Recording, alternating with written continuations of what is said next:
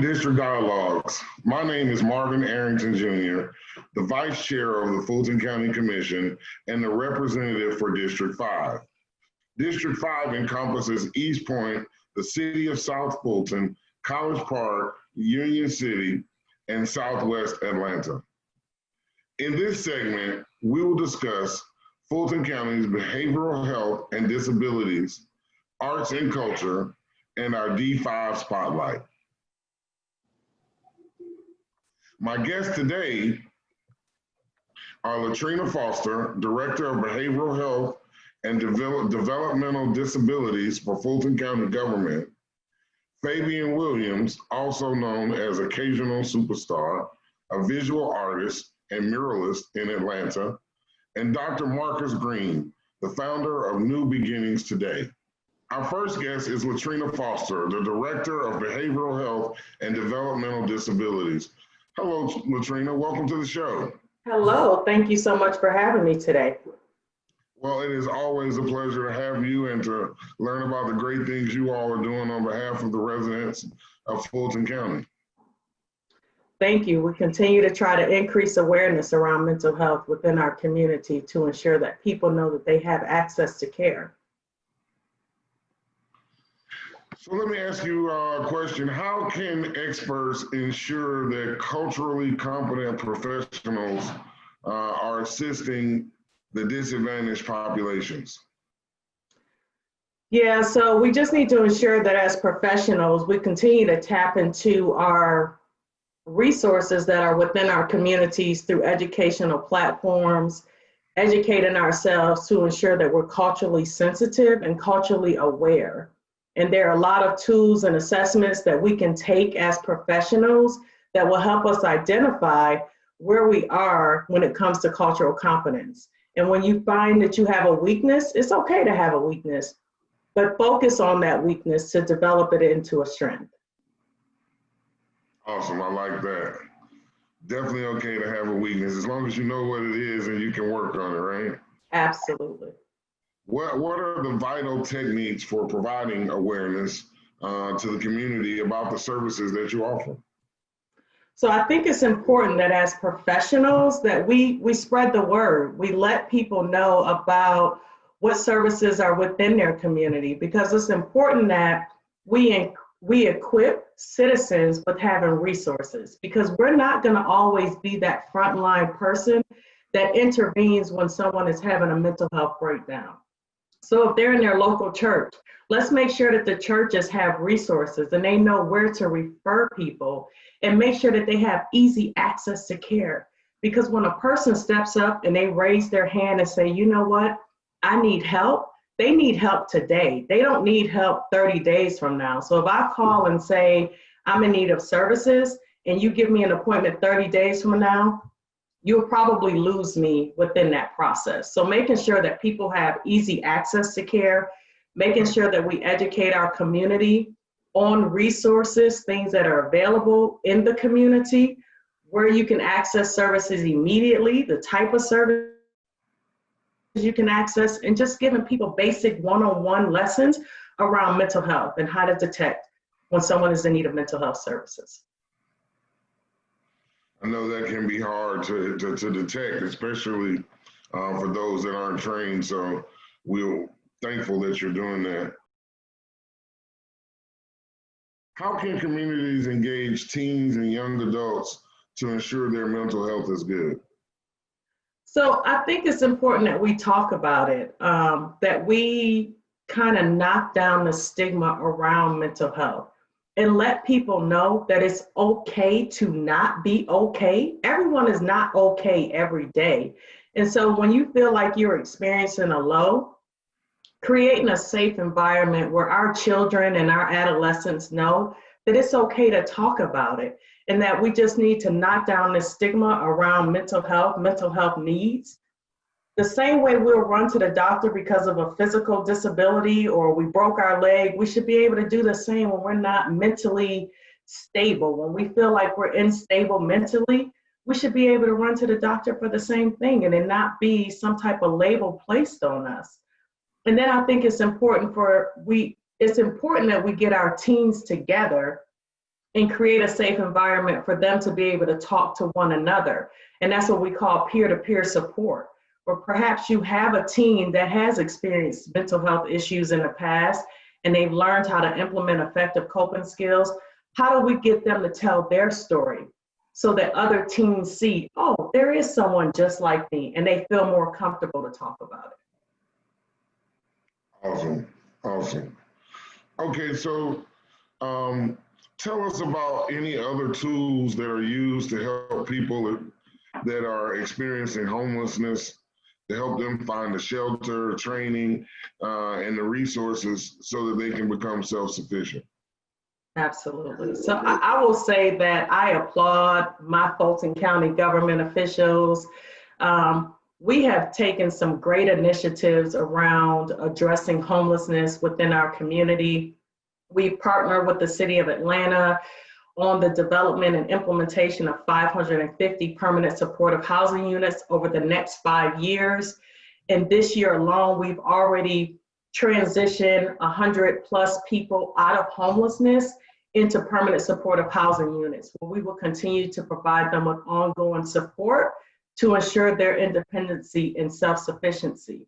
So we provide them with resources around education, we provide them with resources around career development, and then we also assist them with those basic life skills. So if you need assistance going to the grocery store, learning how to grocery shop, we'll help you with that. If you need assistance with your budget, we're gonna help you with that. I think the key is making sure that we have resources in place to ensure success. In my world, we always focus on behavioral health, making sure that you're mentally stable. Well, it's hard for me to address my mental health if I'm homeless. So how do we ensure that a homeless individual that may be experiencing mental illness or substance use disorders, how do we transition them into housing and then address the mental health? Let's get to the primary need first, which is ensuring that someone has a stable place to stay and that their focus every day is not, where am I sleeping tonight? So how do we make that transition to housing and then provide those additional supports to ensure success in the future? And so I definitely have to applaud Fulton County for the wonderful job and the investment that we made to ensure that we transition homeless individuals into permanent supportive housing with ongoing success as our main priority. Well, you certainly got your hands full. How can our audience stay connected with you? How can they find out more about Fulton County Behavioral Health and Disability Development Disabilities? Yes, so our website is full of information, full of resources. Please visit us at www.fultoncountyga.gov. Go to the behavioral health link. We have interactive games on there. We continue to provide you with upcoming events. So just tune in and make sure you stay connected with us. Awesome. Thank you so much, Latrina, for joining us today. Thank you for having me. It's always a pleasure to learn more about what you have going on and how you're helping Fulton County residents. I am a proud executive sponsor of the All People's Lives Are Culturally Enriched strategic priority area for Fulton County government. Today, we have an Atlanta-based artist, Fabian Williams, who will share his contribution to the community. Welcome to the show, Fabian. What's going on? How you doing today? Can't complain. Awesome. Doing good. So tell us about some of your renowned art in Fulton County and how long you've been doing what you do. Well, how long have I been doing what I'm doing? All my life. I've, you know, I don't remember ever starting, you know, or wanting to be an artist. I always was. So I just kind of follow my heart, my gut, and it just led me wherever I ended up. So, you know, I was made this way. In terms of work that I'm working on right now, my biggest project is at Morehouse. I'm working on a 100-foot super detailed mural called Black to the Future. It's about the journey of African Americans with focus on men because Morehouse is a all male college. Reaching back to the Fertile Crescent in Ethiopia, to the height of Egypt, to Timbuktu, to the Middle Passage, to the Civil War, to the founding of Morehouse, to the Civil Rights Movement, to modern America, on to the future. And it sounds like a lot because it is. I've been working on it for like 2 years. What's really helped, oddly, is the quarantine. When the world shut down, Morehouse shut down too. So it allowed me to go in there undisturbed and work for like months at a time. And I really needed that time because what I was doing was piecemealing the work in between other projects because the budget for that mural, wasn't what I needed to have in order to work on it continuously. So it's been like a marathon, but what I'm most proud of is that there's no mural like it in the country or the world really that addresses our history, reaching back as far as me and the dean and the students decided to go. So I'm very excited to like unveil that whenever it's finished. And I say whenever because I don't know when it's gonna be done, to be honest. I'm working on the last part now, which is the future. I'm using like every trick that I've learned in the mural business to pull it off, including like standing in certain positions to view an image correctly. You might have seen some of my work around town where I painted portraits on corners, and you have to stand in the right spot to see the portrait correctly, which is like history. In history, you have to be in the right space in order to view it properly. And as we see, like history gets twisted if the wrong person is in power. It's written by the victor. So my response over these last few years is to put the history on the walls and let the younger people learn what it is on their own, like what happened and what went down and who we are, where we came from beyond slavery. All right, and tell us, what direction do you see art going in, Atlanta, in the greater Atlanta area? I think like art is well right now Atlanta is experiencing a renaissance. So we're seeing a lot of ground being broken, especially with public art. And I feel like we're learning like how powerful it can be if done correctly at the right time in the right place. So I'm seeing in the future more people um, painting pictures of the future. And the reason why that's important is because we have to see where we're going before we actually reach it.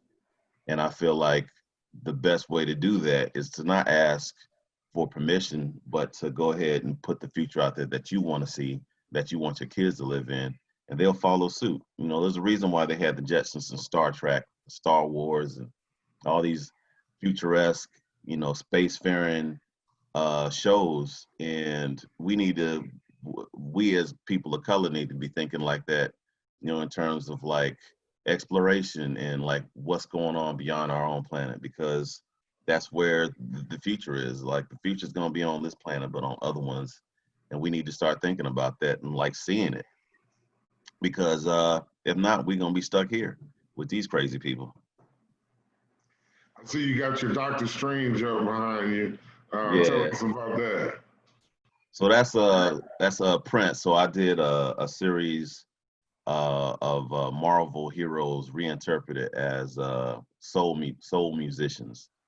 And like to me, we were taken into the future by funk pioneers like Prince and James Brown. So like what better way to capture the imagination and also reference like where the actual initial Marvel artists got their inspiration from the music. And the reason why I like funk pioneers is because funk does whatever it wants. Like to me, funk is God's language. Funk is just like, whatever instrument or genre I got to go to deliver the emotional impact, I'm gonna do it. Like Prince said, you know, if you know what it is, it ain't funky. All right. What challenges do artists face in Atlanta? I guess, you know, before the pandemic and even now more so that we're going through this pandemic. Money, funding, speed of funding. Ain't nothing like saying a project is gonna start and waiting like 2-3 months to get paid. You know, it's ridiculous. We, just like any other employed contractor, we have to have money right away. We can't afford to wait. So a lot of it is, you know, getting the money to the artists on time. A lot of companies are still writing checks for some reason. And we have a plethora of different streaming, you know, income options: Cash App, PayPal, direct deposit, Zelle.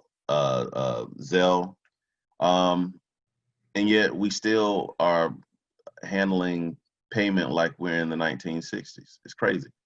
Also, I feel like Atlanta has never been, it is an art city, but has never been really sold as a place for collectors to come and pick up work.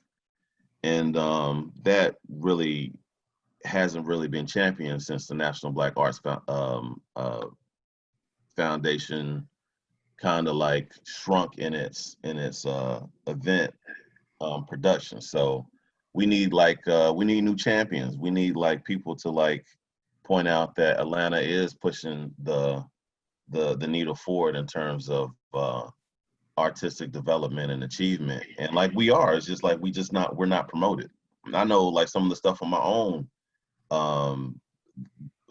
those things haven't been done by any other artists in this country. And, you know, I know a lot of other artists that are, you know, on the same path. So we just need people to like talk about buying art from Atlanta artists and really just like lifting the work up, because we're different. And that's a good thing. All right, thank you. Let me ask you this: what role does art play in politics? Art can be the heart of politics, man, if you let it. You know, it's like we get to say the things that people either are afraid to say or haven't said because, you know, they're afraid to lose money. Freedom isn't free. You know, being saying the things that you want to say is expensive. You know, expensive in terms of like people ain't gonna give you the work that you would otherwise get. I can tell you for a fact when the Super Bowl came into town, the NFL wouldn't touch me. Nike was the only person that worked with me. And this is coming off of the fact that around the time before the murals that Wonder Root started, I was really one of the only artists that was doing civil rights murals. And because I painted Kaepernick, the NFL came and did 30 murals and wouldn't hire me at all. You know, so I watched all my colleagues, you know, come up, and I was just kind of sitting in the wings, just broke. You know what I'm saying? So like, yeah, and I believed in what Kaepernick was talking about, so that's why I painted him. And I was actually surprised that more artists actually didn't paint him at the time because of what he stood for and what he was going through. But you know, that cost me. Like, I didn't work for 4 months, you know. But like, imagine you not having, you know, a client pay you for 4 months. I don't know, that might happen to you because, you know, like laws like that sometimes. But you know, with me, you know, I didn't have a whole lot of resources to pull from, and I just basically I was broke. But I stood on what I initially said, and it worked out. And I believe that, you know, as a creative, you gotta be true to who you are and what your work stands for. And you know, it'll be a seed that grows into a plant that can nourish everybody. But you know, ain't no fun tending the garden by yourself at first. I can tell you that for sure. It's not fun. Well, no, it sounds good. If you build it, they will come, right? And True. so we appreciate you building, helping build the art community in Atlanta and throughout Fulton County. Hey man, Go I'm ahead. sorry. No, I was just saying, like, I was glad I did it. Definitely was. At the time, it didn't feel like that though. How can our audience stay connected with you and find more about who you are or hire you? If you want to hire me, go to email me at occasionalsuperstar@gmail. If you want to see my work, just Google Occasional Superstar or my name, Fabian Williams. Or go to Instagram. I do a terrible job of updating a lot of my work. A lot of the stuff I don't even talk about until it's finished. I'm working on like a lot of projects right now. I just finished one with Killer Mike and Cadillac, but that's not going to be released. I mean, the mural's at 488 Edgewood, but they're not gonna talk about it publicly for like another 2 weeks. I'm working on a piece at Mercedes-Benz Stadium for Coke and Heineken. And right now, currently, I'm working on a piece at the Atlanta Community Food Bank, and I only have 2 hands. So, I'm keeping it moving, man. Awesome. Thank you so much for joining us today. Please keep up the great work and continuing to express yourself through art. And I'll have to catch up with you more so I can check out some of those Marvel covers that you did. Yeah, man, come to the studio, man, and much success to you. I remember when when I first came to Atlanta, you was like kind of building up to running for office. So I'm glad to see you still doing your thing. Hey, well, we have been around for a while and just keep on trucking, right? Sure enough. Appreciate you. Thank you. All right, man. Have a good one. Peace, y'all. We've got Dr. Marcus Green, who is the CEO and founder of New Beginnings today. And very excited to have you, Dr. Green. Welcome to the show. Thank you. Happy to be here. So tell us, what is New Beginnings today, and how does it serve the community? New Beginnings today is a community, is a behavioral health clinic that's committed to empowering the lives of individuals. And we do this through counseling sessions, through group counseling sessions, healthy physical checkups, education, advocacy. So we offer a comprehensive range of services to meet the need of the individual. We go into the schools and advocate for the kids and the families, because a lot of the times the families, nor do the teachers or administrators understand simple diagnosis or the situation of the child.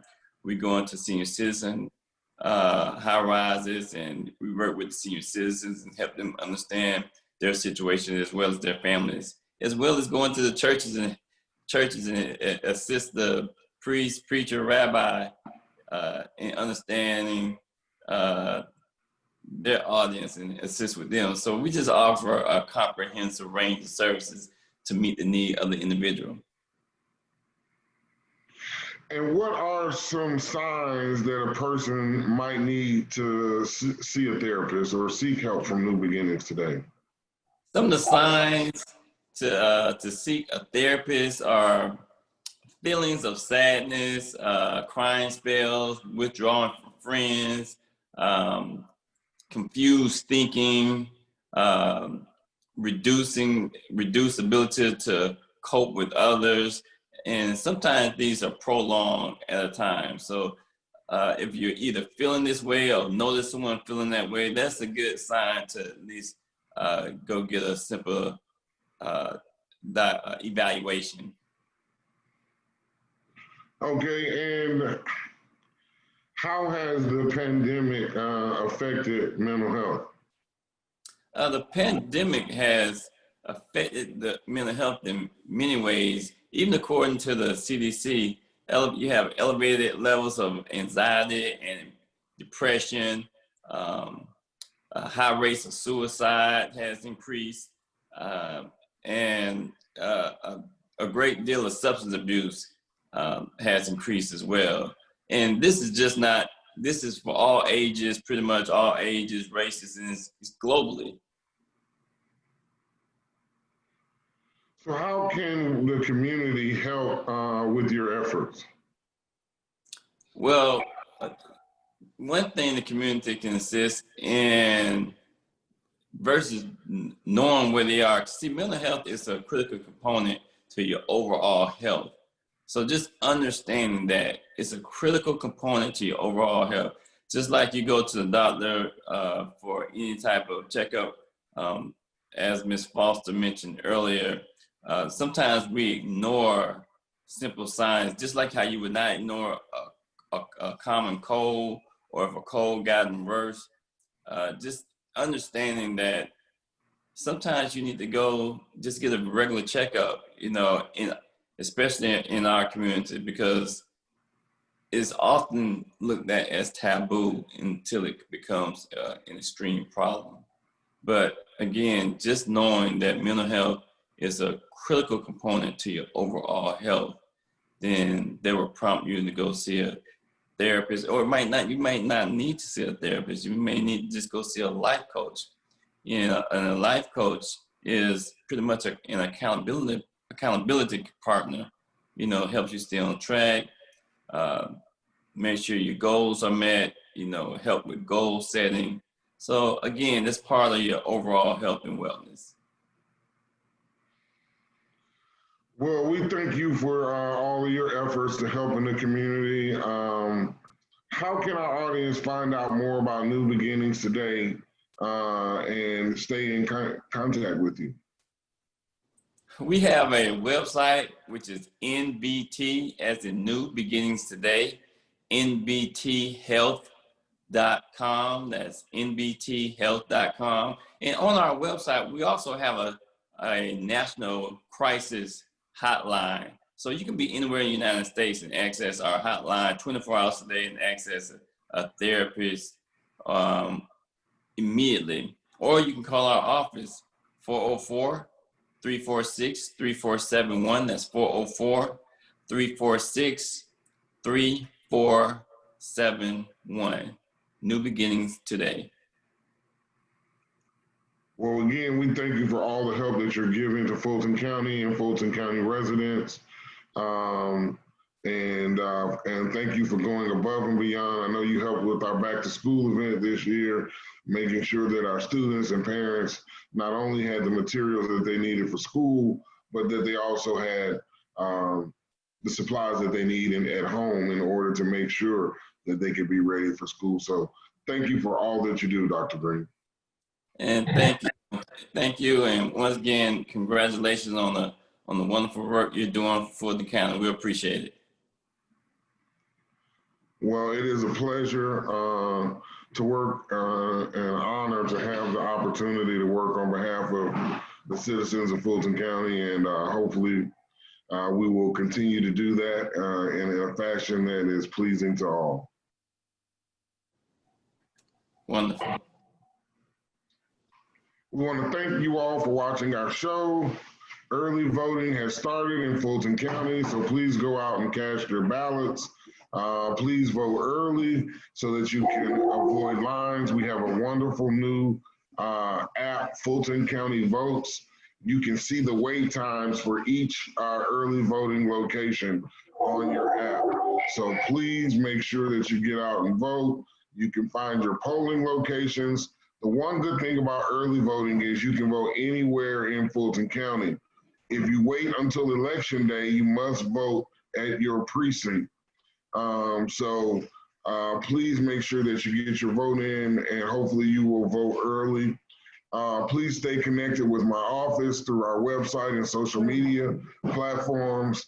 And don't forget, while in public, please wear a mask, wash your hands, stay 6 feet apart. And until next time, we ask that you stay safe and God bless you. Thank you.